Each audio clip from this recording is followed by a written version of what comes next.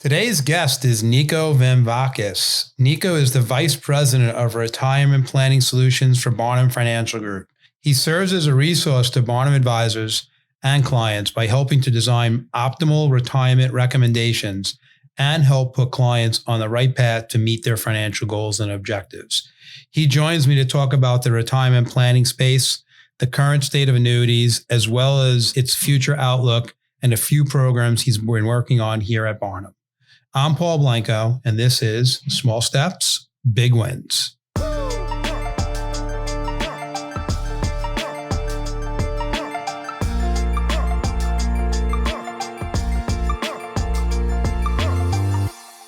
All right, Niko, welcome to the show. Small Steps, Big Wins. I'm excited to have you. It's been really fun watching your journey so far, and I'm excited to share some things and all your expertise in retirement planning and annuities today. I appreciate it. I'm excited to be here. All right. I guess my first question to set the tone for the audience here, and if you're driving at some point, keep an eye on some of the times that he says things, because you're going to want to go back and listen to a few of these things over again to learn some of the expertise that Niko brings to the table. But tell us how you got in the industry and how you got started, and before we go to where you are today. Yeah. So, I'll take you back to almost 12 years now. Graduated college, Southern Connecticut. And back then it was hard to get a job. I remember looking around, applying, and then eventually had a couple of connections. They brought me to Barnum, made my way here, started in our operations department. Remember those good old days? Yeah. And I just put my best foot forward to continue to work hard day in, day out. I think I got noticed along the way. And then someone came to me, years back, and he said, "Hey, listen, there's a couple of new opportunities opening up in the firm. I think you'd be a good fit. I'm giving you two choices. You went through both options. I took the other one. You said, no, you're not going there. So then here I am." I remember that. So you really only had one option. So I really only had one option. But I obviously made the right decision. Tell me, were you passionate? Because you were on the sale of the Melissa desk, which you were processing and helping advisors make sure they were doing all the paperwork the right way for their clients on the broker-dealer side. Mm-hmm.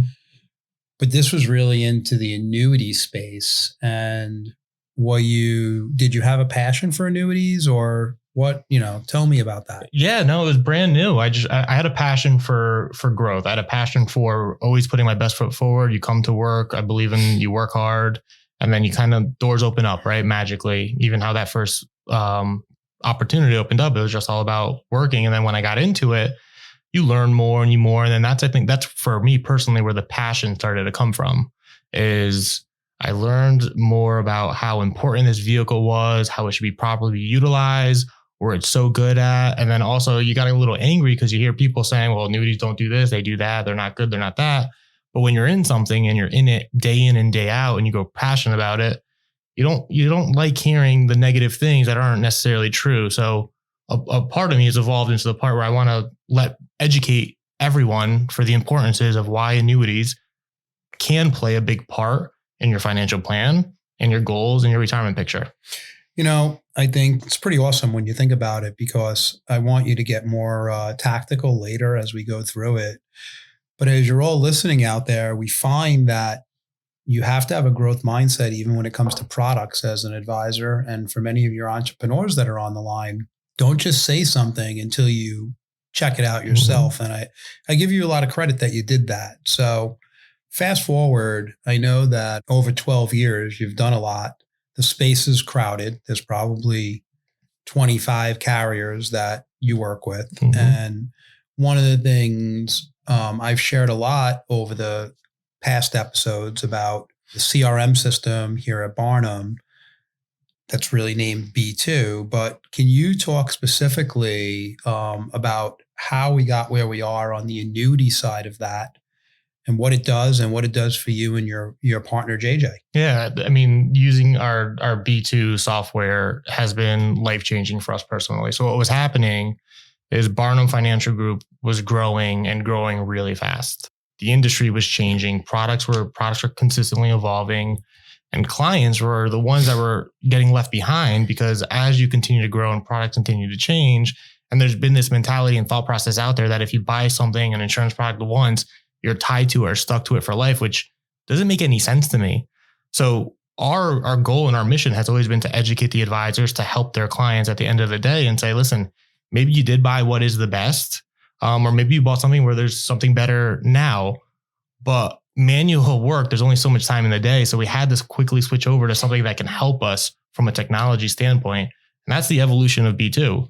So what B2 does is it takes client policy information, it spits it through a ton of algorithms that we've put together to help identify who should I be talking to as an advisor that I can help that client get into a better position. So it looks at if you bought something in the past, what else is out there that looks like that product today? And can I reposition them into that new vehicle that's going to be more efficient one way or the other? So for many of the listeners out there, when you think of when the word algorithm, the big buzzword today and the way the industry and the world's going is using artificial intelligence. You and your team was using that way prior to it becoming so popular. And that's how you scaled it because it was going really fast. And when you think about it, so let me make sure for the listeners, I dummy it down a little bit. So these 25 carriers that you possibly are working with, it might be more or a few less, but you're taking all their policy data for each customer, each client, and it's getting fed into this.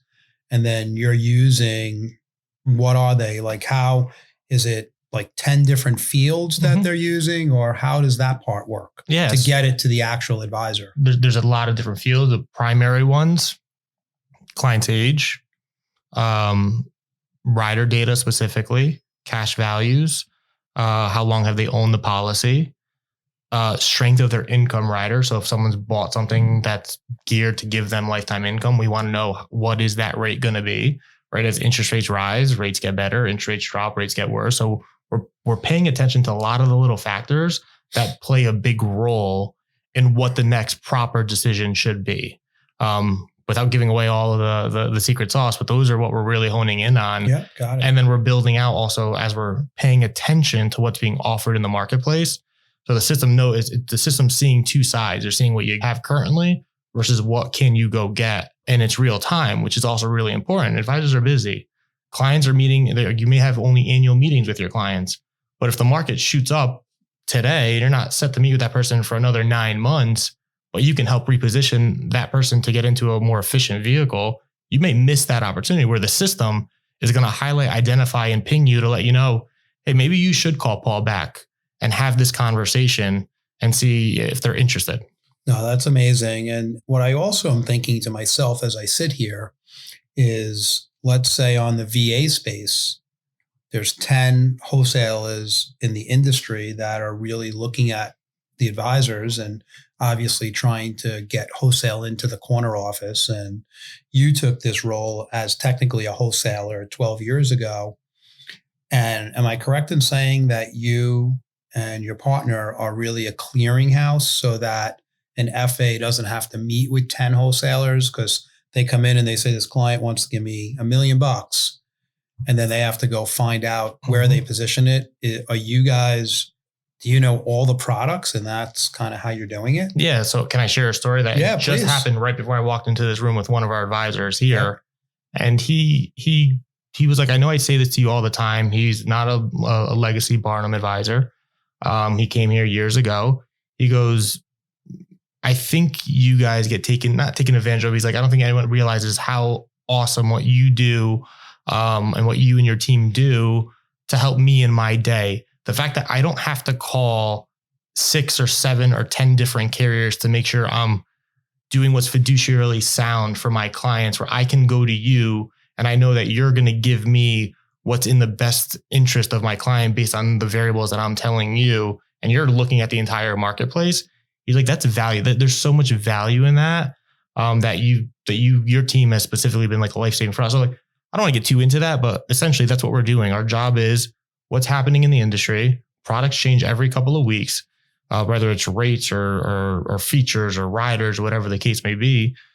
We're staying on top of it because we want to make sure that whenever you're sitting across the table from a client, you're giving them the best option based on what they're looking for. And we don't want you spending the 6 hours calling each and every wholesaler who's going to tell you they have the best product anyways. And they all might fit, but it may not be the best of the best. And that's where we come in.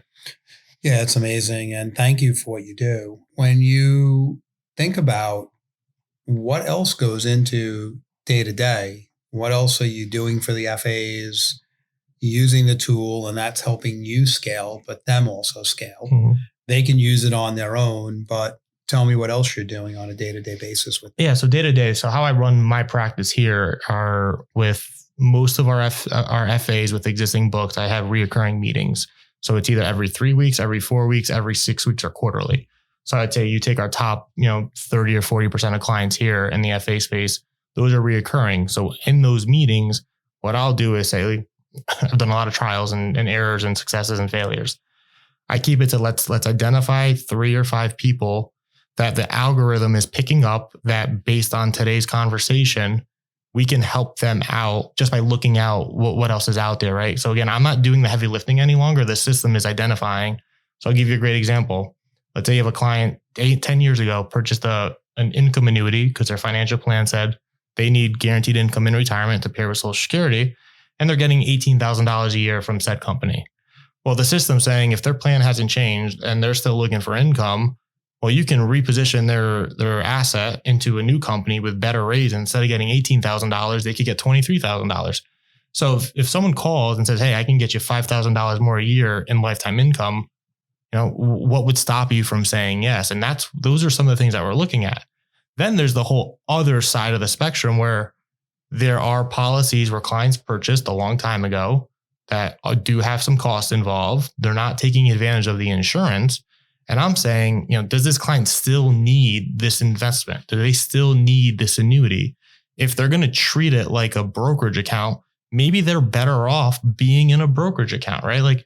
So I try to make sure that everyone is maximizing what's in front of them for the entire picture. Well, it really, as you're saying all that, I'm thinking to myself, well, this is what a fiduciary really means. And it's hard to do, as I meet with advisors in the marketplace and interview advisors that maybe are leaving their company. Lots of times they don't even know where their book exists. Mm-hmm. And if you're sitting here, on the call, step one is get a CRM system that you can really build a service model. This is a service model at a different level, but you got to do that as an FA out there. I think that's pretty awesome how you guys are managing that. Says Zoom changed your game. And what I mean by that is joint field work with advisors. Sometimes they can't be an expert on everything. And I'm thinking to myself that in the old days, pre-COVID, if you were doing joint field work, you'd be driving all over the place, could be in 5 different states. And today, you're able to zoom in and sit where you are here in Shelton, Connecticut, mm-hmm. but then participate in those meetings. And an advisor doesn't even have to know everything they need to know, and they can bring an expert in. Has that changed it for you? It's been amazing. I mean, I remember when I started, we'd do some of these joint field work, and I go on as the specialist, and you're driving all around. You're spending an hour, 2 hours in the car. I remember one of my very first meetings, I showed up, the guy was in underwear. I'm like, is this real? Is this actually happening right now? I'm sure they weren't playing a joke on you. I don't know what it was. But yeah, Zoom it makes you be more efficient. And when I say that, it's the 2 hour drive, the hour and a half drive, that sitting in traffic that has that mental fatigue. And I got some great advice is, every time you're meeting with someone new, any conversation that you're having, you want to be mentally there 100%. You don't want to be fatigued. You don't want to be tired. You don't want to be angry or upset because someone may have a bad experience with you, and that has prolonged effects. So I think Zoom is great because now you can do 2 or 3 back to back. You could take a 15, 30 hour break, whatever you need. You could set your schedule. You could meet with clients in California or New York or Florida. And COVID's made Zoom and everything else normal, right? So now you're more efficient, you're more normal, everything's normal, and you're losing some of that fatigue that, you weren't really ready for. Well, I like that you're saying that because, one of the things I like to teach is being a corporate athlete. Mm-hmm. And when you're a corporate athlete, there's recovery and you're taking that really seriously about being prepared, mentally prepared, and physically prepared for the game or the meeting. So I love that analogy. And if you're sitting there and, it drives me crazy when I see advisors running to a meeting and you say, hey, where you going? It's almost 1:00. And they're like, oh, I have a 1 and it was 30 minutes away. I'm like, you're going to be late for your meeting. Would you be late for a game? No shot. You wouldn't. So that's how a corporate athlete thinks about it.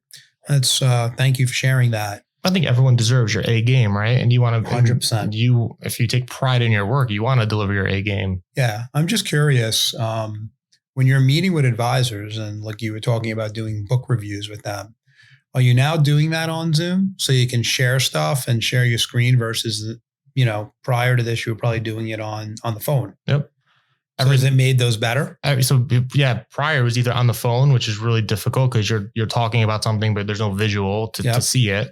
Or you would go to an advisor's office, you'd spend an hour, you'd chit chat about whatnot, and then you would get into it. But then you'd have to toggle between this button and that, who's driving, you're not driving on the screen, right? Like it wasn't as efficient. Now there's a process in place. We log onto Zoom, I have everything preloaded onto the screens, not fumbling around. I know what we're going to talk about. We'll do 5 minutes of, hellos, catch ups, how's everything going? And then it's 25 minutes or 55 minutes of, all right, here's the action items. Here's what I've identified. This is what I think we should talk about for today. What do you have on your agenda? And then we rock and roll. It's awesome. And, I really didn't think about that, but you're taking the advice that we're giving advisors to use with clients. You're doing that for yourself and making the experience even more efficient and better. Mm-hmm. Really good stuff. So earlier on in your intro, you talked about annuities and, dispelling the myth around annuities. And I love that because I believe they have a major purpose. But for the people that are on here, I think what you're doing and what you're helping advisors do is you're taking these SMAs, and there's all kinds of thoughts in the industry. And I'd like to understand your view on this, where someone's saying, put everything into this SMA. And what you're doing is, for lack of a better simplified answer, you're splitting tickets. So you're saying, this much is going to go in here and this much is going to go in this sleeve. And here's why. Can you talk about help us, and for the younger advisors out there that have no idea, help us how that works and why, and dispel the myth for me. Yeah, so it's really dependent on, because for annuities they can go all over the place, right? We've been talking about income annuities. Now we're seeing this big up and coming of structured RILA annuities that are really going to become the new norm in this product field. And then you see a lot of fixed annuities as well. So we could kind of touch on all three. But it's really, when I'm sitting across from the client, how old are they? What are they looking for? What's important to them? What are they concerned about? And then that will help us determine, okay, well, we all believe that a large portion of your portfolio should be invested properly based on your risk tolerance. You need liquidity, right? So that's 60 or 70% of your overall asset. But now you have 30% of these assets, or you have an income need. So let's start with the income need. Let's fast forward to the future. Well, what guaranteed income sources do you have? You have Social Security. Do you have a pension? No? Okay. Do you have your expenses laid out? Okay, you do. Great. What are those expenses? Wonderful. Well, now what's your guaranteed income? Just Social Security. Well, 30% of your lifetime expenses, based on our analysis, is covered with guaranteed income. Now, is that enough? Now, depending on who you talk to, everyone has a different opinion. Some may say yes, some may say no, some may say 50%, 60%, or 70%. I let the advisor run their practice because that's on them to determine how much they want, as long as the numbers make sense. So we'll say, all right, well, now we could do one of two things. You could either allocate 30%, or we could back into what that income need should be. And by doing that, you're going to have to put X amount of a deposit down, defer it out. And this is when you're going to get to that number. Wonderful. That's strategy number one. But on the other side, you may have clients that are just looking to grow. They're not concerned about income. They're in their mid 40s, late 40s, early 50s, but they're also not ready to just buy equities. They're not ready to just be, and I'm just going to ride it out, whatever happens. So you want to diversify a little bit. So that's where this new structured annuity space has come into play, right? So what are some pros? There's relatively low to no fees. So clients love talking about that. There's really not much limitations on the upside based on today's conversation. So you can buy a major index and get all the returns, and you're setting it for 6 years, and you get some downside protection along the way with the buffers and caps. And we could dive into that if we need be, or we do that at a later date. You already lost me. Yeah, right. But so the point of that is you're looking for diversification. You're trying to give the client something that's going to be emotionally important to them. So by leveraging some of these vehicles with that protection and that upside, it fits very well when you look at the overall portfolio. Then if you want to take it a step further, you can almost buy little insurance benefits on top of these policies that if you think the market's going to take off, you capture the market upside, all that market upside, plus you get a little bit more growth. So, that's where my team really comes in, and I'm trying to understand what the advisor is telling me about the client, or I'm trying to understand directly from the client what they're looking for. And then we will match the products, we'll offer them and say, this is what I see. Do you think this makes sense?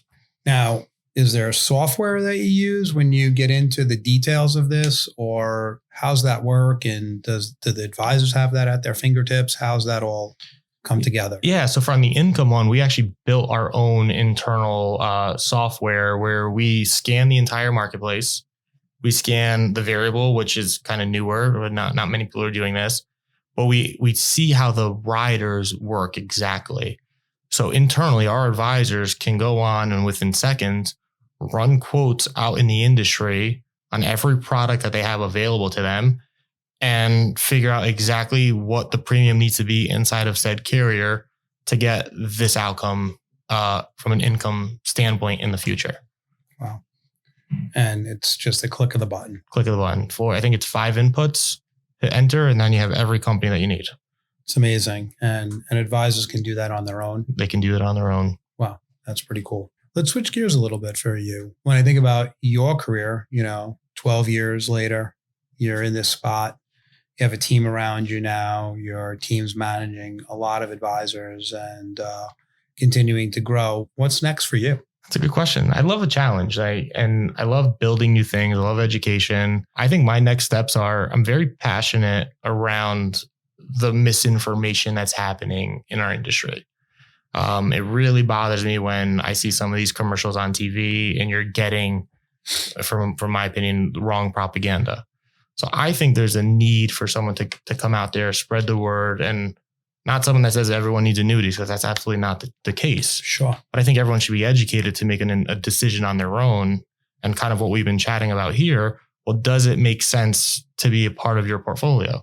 So I think the next level for me is to kind of get out there a little bit more, be a little bit more vocal, continue telling the story that I'm telling all of our advisors here, but get to more and more. So this conversation becomes normalized. Well, it's interesting as I continue to build this podcast and interview lots of advisors. The best ones, there's one thing in common, right? They're all talking about the end user, meaning the client, and the impact they're making on their lives.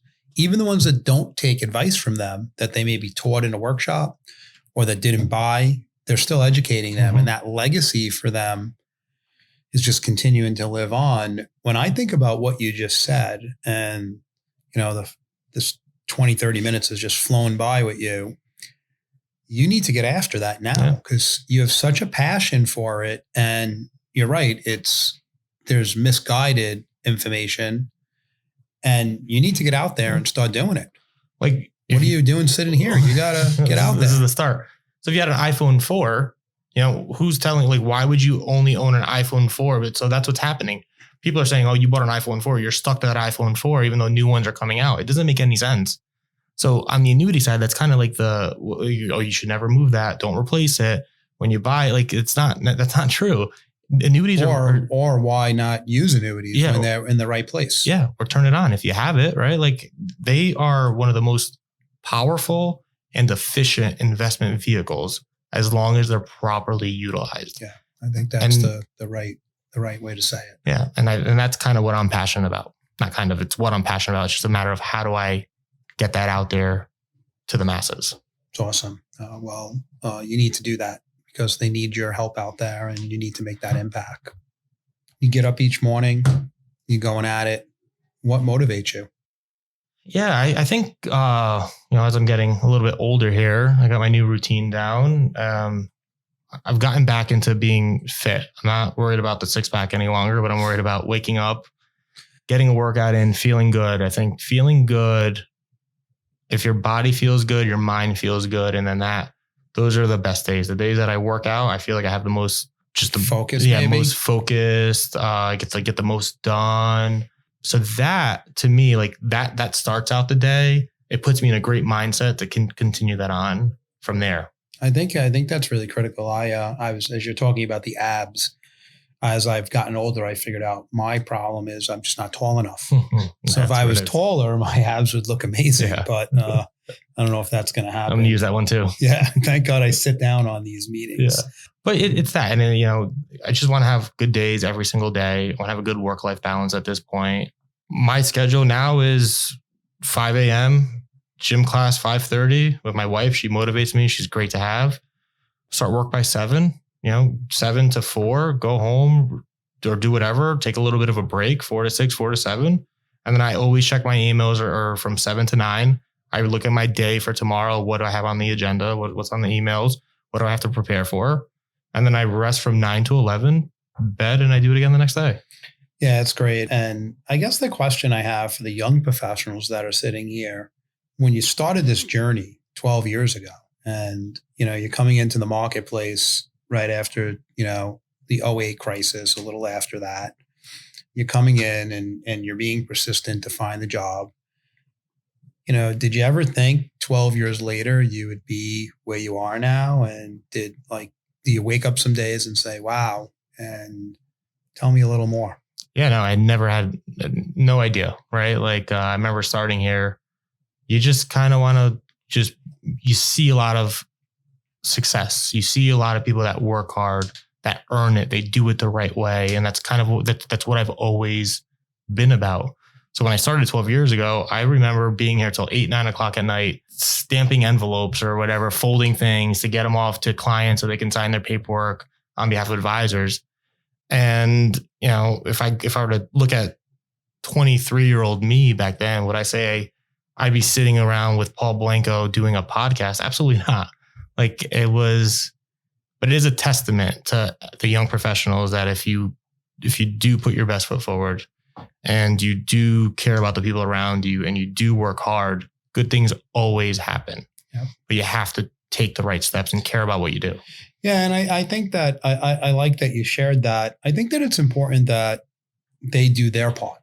And then you can't worry about what happens on the other end. Usually, as you said, good things happen, but you have to do your own part to meet them in the middle. So what's next? I mean, we fast forward, I'll have you back before 10 years, but let's say 5 years from now, now you're helping advisors continue to grow. You're getting better and better at your craft. I'm sure you're building more tools. Mm-hmm. You're out making an impact in the industry and to clients, the end user. But what's next for you? What are you thinking about? Well, B2 is I'm really passionate about B2 and growing that. And I think that kind of goes hand in hand with the industry. So for me personally, and what's next for the next 5 years, I think we need to continue to just evolve that platform, make the user experience easy for clients. I'd love to see not just clients being advisors, but also being actual clients, having an educational seminar, anything along those lines where people go and get properly informed, not just going to Google, typing in annuities and then, reading who bought the first 4 spaces on there. And then you get to see that, but actually getting into the weeds and learning. So I think the industry is truly missing someone to be this person. Now, is it going to be me? I don't necessarily know that. Could it be? Absolutely. Should be. Yeah. It could be. Absolutely. But that's where I see this to continue to grow. We're just growing and branding and working with new advisors that want to have a well-rounded skill set, not just be money managers, not just be annuity producers, not just be life insurance producers, but someone that the industry that can continue to grow and do the whole thing. Well, I think that's the future of the industry, is having a balanced practice and really understand that clients need everything. And you need to be educated enough, but then you need to put the resources around you to make sure they can help you fulfill some of those needs, because it's very hard as an advisor to have it all. It's too hard. There's so much going on. It's impossible. You have to worry about all the life insurance that's happening, all the investments, all the options that you can choose from, all the annuities, things that are constantly changing. Like, there's a new change every single day. So unless you're in it every single day, it's impossible to know everything. I know. And that's something maybe I didn't realize that, but how frequently are the products changing? It all depends on the subset of products, but we could start at the basics of fixed annuity rates. Those could change daily. Companies could do off-cycle changes, and you got to be on top of it. There's nothing worse than quoting your client something and then they change that night, and then you kind of you look like you don't really know what you're doing. Riders, they can change. What I've learned is we can track. We watch the 10-year. We can track where interest rates are going, and we can at least get out ahead of expected changes. We don't know exactly what the insurance carriers are going to do, but we can start to advise. At least I advise the advisors, like, listen, if you're going to talk about this is what I'm seeing. Be prepared that this might drop, this might go up. Maybe we wait a little bit and we watch and see, or you inform the client. We got to act quick. Well, in closing, guys, I mean, if you're sitting here and listening, I know it's only 30 minutes, but Niko is by far an expert. His partner, JJ, is an expert in these products, and not only experts in the products for the end user, the client, but they're experts in helping advisors to position these products properly. Make sure you reach out to him. I know I said his contact stuff in the beginning. And Niko, I can't wait to watch your growth. If the next 12 is anything close to the first 12, you're going to make an impact on this whole industry. And I think that's got to become your mission going forward. So thank you for being on Small Step, Big Wins. I always like to say, as I bring on guests, you definitely took all the small steps, not even knowing what the big wins would be, and you're winning big. And I always say you're really just getting started. So thank you for being on the show today. I appreciate it. Thanks for having me, Paul. This is wild. You did great, though. Thank you. Thanks. So, thank you for listening to Small Steps, Big Wins. Please rate, review, and subscribe on Apple Podcasts, Spotify, or wherever you listen to your podcasts. Every bit helps. You can also follow us on Instagram at Small Steps, Big Wins.